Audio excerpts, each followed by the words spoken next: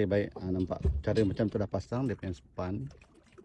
So bila kita pasang span, okey, kita try tengok bila kita gulung apa jadi.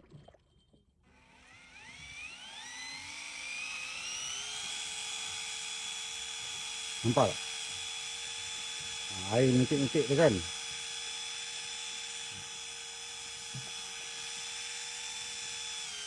Sebab mesin Bangla kita ni laju.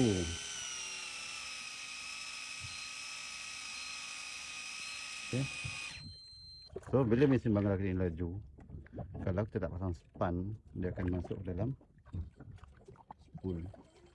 Okay. Macam sekarang kita tengok bila kita pasang span, tali ni agak kering dan tali tu bersih. Okay. Kita tengok tali bersih. Kita banding kalau kita tak ada span. Okay, sekarang kita tengok dekat span pun ada nampak kotoran.